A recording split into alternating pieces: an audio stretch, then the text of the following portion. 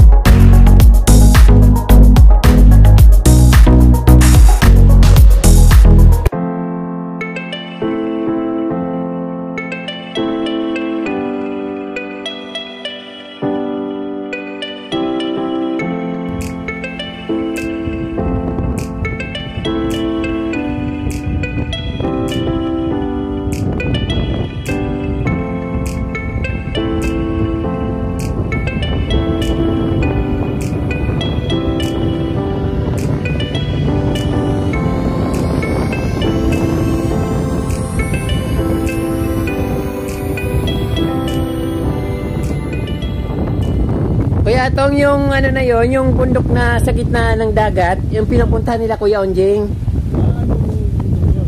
Anong nakalimutan ko yung bundok na yun? White sand po siya eh, yung dagat niyan. Beach po siya. Pag pumunta po tayo ng Legazpi, dadaan tayo doon sa pagilid ng dagat. Tapos madadaanan natin ng malapitan yung bundok na nasa gitna. Atulayan Island po yung tawag doon. Atulayan. Atulayan. Yan, dyan sila pupunta.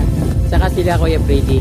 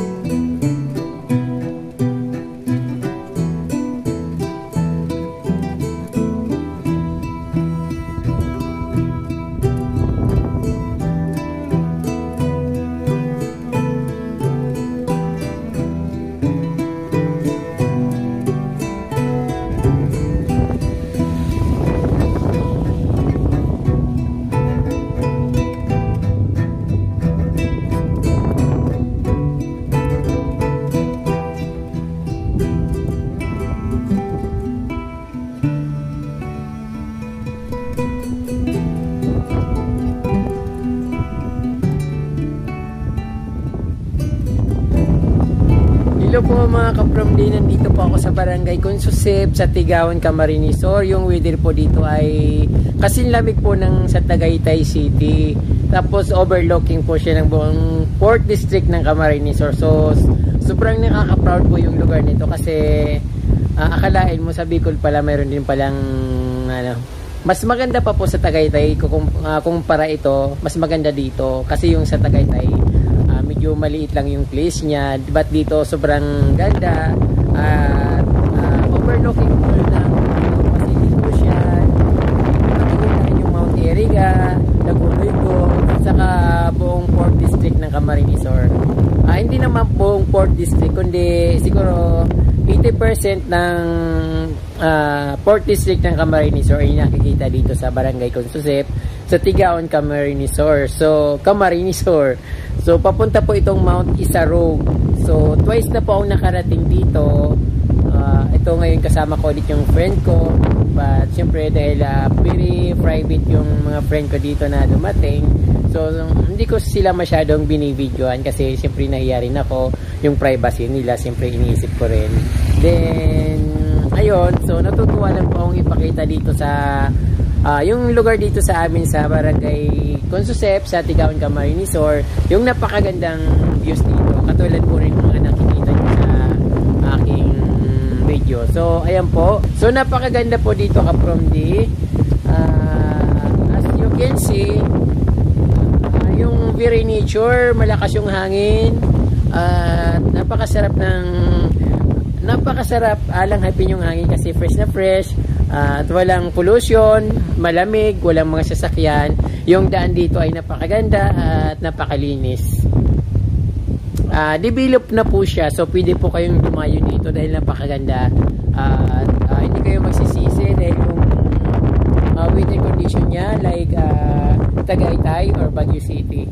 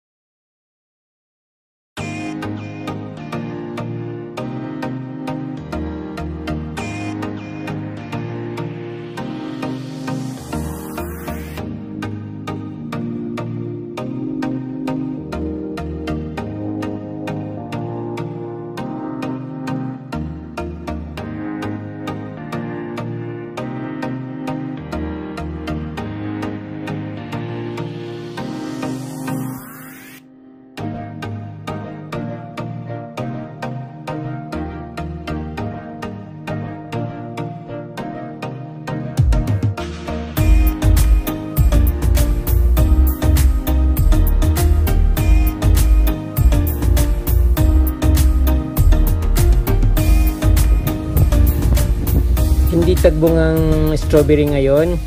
Kaya mangilan-ngilan lang yung mga bunga niya. Although mayroon na rin, pero parang ano, yung iba nabubulok na kasi kailangan bilhin eh. Bawat strawberry, bawat piece ng bunga niya ay 10 pesos. Pero siyempre pag bibili ka, siyempre pag picking mo, mamimili ka na lang katulad nito. So ayan, medyo hinog na siya. Kaya lang siguro walang pumapasok na bibili. Ayan.